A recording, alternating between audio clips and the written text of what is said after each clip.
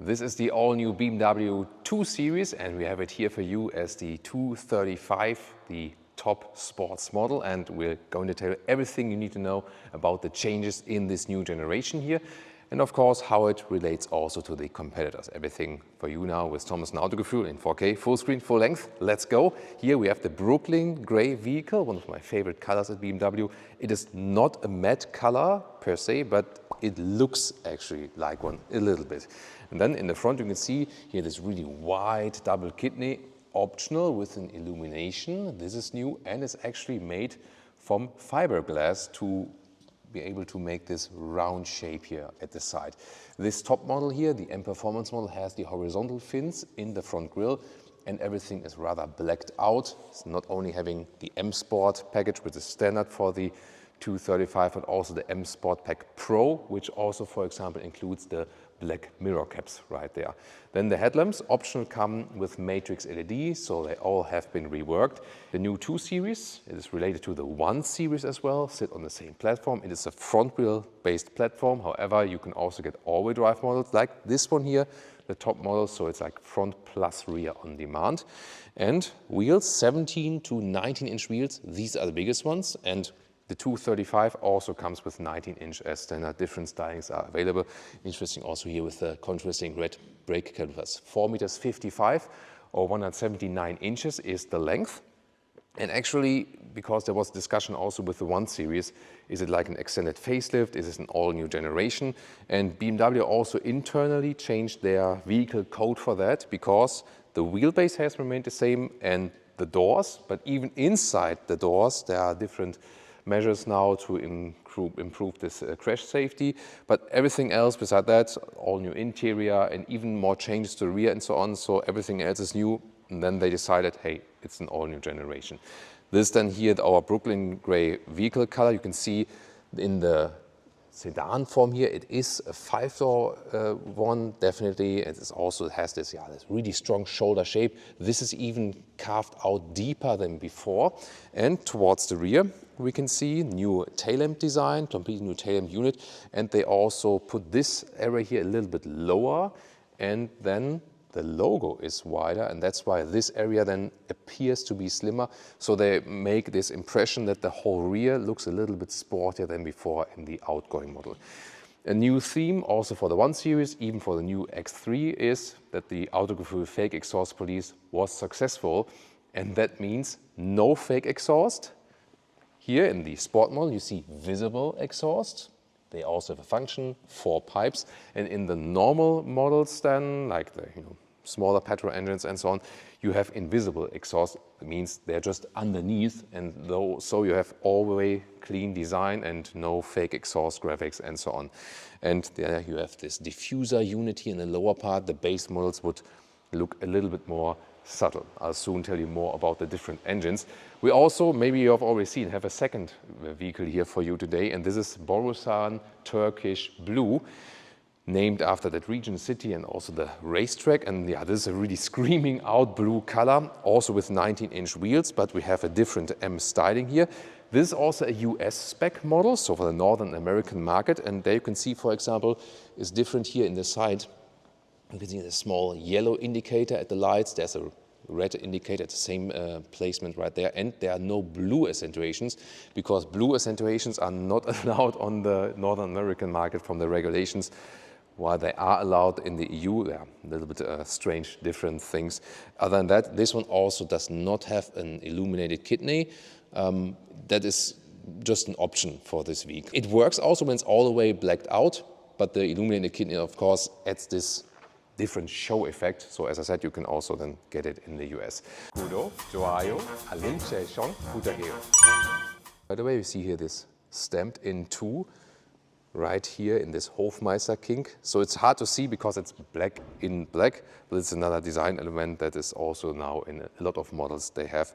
Sometimes they don't have it here, but then on the inside here, but in this case not, because these are frameless doors. And you can see both front and rear, both frameless. Also another reason to carry that roofline. By the way, this is here the 19-inch forged wheel. So this is included in an M technology pack where you have additional stiffness measures and so on, so for even more sportiness. However, there is, when you think about the environmental perspective, there's one disadvantage because the forged wheel is, let's say, from normal raw material, whereas for all normal aluminum wheels, like this one here, also the 19-inch ones, so all new aluminum wheels have now 70% recycled aluminum. And since aluminum is something which costs a lot of energy in production, their recycling makes a lot of sense to bring the CO2 value down. So this is something they do across the lineup now. And then to the turning indicators, they have this pulsing effect, you can see it, and vertically built in the front. And this pulse effect is also for the rear. Here it's actually on the outside way around, and it's also quite visible. As engines, in Europe we get the 2-liter 4-cylinder diesel or the 1.5-liter 3-cylinder petrol engine. Some might say they don't want a 3-cylinder in the BMW at all. It always depends on what you want. If you don't care about power, then it might not be very important. On the US market anyway, only the 2-liter 4-cylinder petrol engine, and the same we also get in the European spec, and then different horsepower versions. You also now get mild hybrid engines, depending on which engine you pick. And this one here is the top spec, then 2-liter 4-cylinder in the M235. We also have here an additional dome strut, for example, for more stiffness. And this one here, 300 horsepower in the EU, 317 in the US market. And the acceleration figures, 4.9 seconds in the EU, 4.7 seconds it would be then on the US spec, because to 60 miles an hour is always a little bit shorter than to 100 kilometers an hour. And this is here frameless doors, you remember. And we rarely have vehicles where we have a good door closing sound when we have frameless doors. It's of course a problem to design it that way. And here it's, let's say, it's quite good, it's okay. Not the best, we heard it better, but we definitely also heard it worse. And you can see this, of course, always a design thing with the frameless doors, and we have in here a structured material on top of the doors. You can also press it in a little bit. Some more light with our lightsaber, yeah. Then we have the high-grade leatherette here in red in this case. Harman Kardon sound system, an option. Hofmeister King design element also at the inside of the doors. And only the lower part, this is here all hard pack. There's no cover on the inside, what I would wish for. In this case then, M Sport Pack or the M235, here with the M entry badge, and also the M steering wheel with these colorful stitching on the inside. However, if you want all animal-free, you would stick with the base steering wheel, and that is then from the animal-free material, which actually today also feels better than the animal material. So this is then the technological progress. Here, the seat, this is the top sport seat, M performance seat, illumination right here, and this is then the high-grade leatherette, the Veganza, perforation that you already have a passive cooling actually, and you either get it in this spec here in red in the top performance seat or with Alcantara. I can soon show that to you. If you want a more subtle color, yeah, then the Alcantara version, or if you go for a base sport seat, then you can pick different colors, or a base seat in the normal models. That's also available, these forms. Then with 189, 6'2", this is the version with the panoramic roof. To the glass, there's much headroom, but then to the side here, to the left, still some headroom left here with 189 or 6'2". Really comfortable also from the seat material. All the surfaces are also really well built. Look at that here. Also the front part I can make a little bit longer, pretty plush. And you have a very sporty seating position in general. It already engages you, and we've recently been driving the BMW 1 Series, the 135.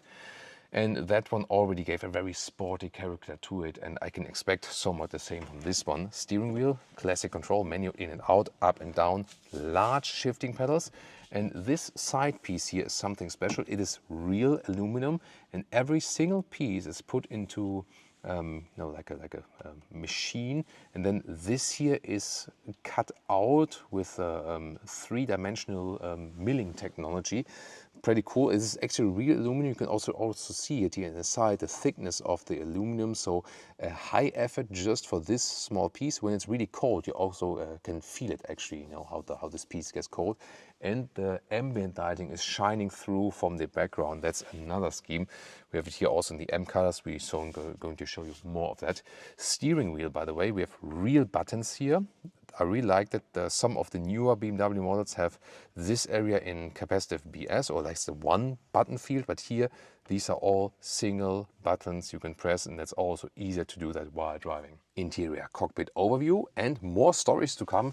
For example, here the stitching on the dashboard, this is hand knit with a sewing machine, so someone like human sits down there and knits these ones and then turns it around, then it's put on top here. So really a lot of work and effort for that. Also nice integration here for the ambient lighting here in the M colors, and when you switch the temperature, for example, here everything turns to blue. When you turn the temperature up, everything switches to red. Oh, on the side as well. Ah, here in the middle console you have in the front, this is like an inductive charging pad. So there we go, you can put it right here, and it's also cooled from underneath. There's like this slot here for the vents, and this doesn't overheat. Here the cup holders, they are not adaptive though, and I do criticize that because some slimmer bottles fly around. Then two USB-C chargers. This is a manual unit, good to have that volume jog there. And here to put in the gears, and also well attached this armrest here is also soft enough, and underneath some more space. Yeah, the things that I do criticize here is missing felt inside of the doors, cup holders, and also I like a physical interface for the climate unit. Definitely that is missing for me in the newer BMW models. And the driver POV here, nice controls of the buttons, also with nice clicking sounds there. Then the digital instruments here with a central speed, for example, but you can also change what you want to see there. And then there's also a head-up display available. The central screen here has a very good resolution, see it like that. And this is like the climate area here, which turns on. Yeah, it at least stays always in that area there. Rear seats here with a nice structure at the inside of the doors, also somewhat soft. Then the high-grade leatherette right here. This is like this mesh structure, only hardback in the lower part. And then the question is, of course, it's not such a long vehicle, but what about legroom and headroom? Well, legroom, I can squeeze my knees into this recess here. Would be easier when it's a little bit higher, but the thing is, these are the M Performance seats and they are just thicker. So if you want more legroom, you need to stick with the normal sport seats or the base seat in the 2 Series Grand Coupe here. It works somehow, but not that much. And also the headroom, well, I have to put my head way in the back here in this small recess, and then yeah, I do hit the seating here. This is the European spec vehicle and with the panoramic glass roof, but it raises here to the rear again, so that's the thing. Yeah, not ample of space, should be a little bit smaller than me, then it works. Then we have two USB-C chargers and this middle hump here, transmission tunnel, because we also have the all-wheel drive versions. And then we can put this one down. Cup holders are also somewhat adaptive, and we can use this one here as a ski hatch. And I always find it quite funny here, this middle head restraint is a cool feature. Can be just folded back, and then you can fold it up like this if you actually need that. Now the force is with me again today. Thank you, Ahsoka, for lending me this one. So then let's take a look at the trunk, 430 liters. You can see here the cabin trolley also fits in the vertical way. So this works. And then the normal width, as you can see here, is about 1 meter or 40 inches. And the normal length is a little bit less than 1 meter or 40 inches. This is also interesting, this cover, you can also completely take it out or lift it up like this and put it to the rear. And then you just have more trunk here, like depth, and also here left and right. So this actually increases this massively, and you can also unlock it right here and then either go around or use the force and push it from here. I knew that lightsabers were good for something, right? The total length is 1.70 meters or 67 inches.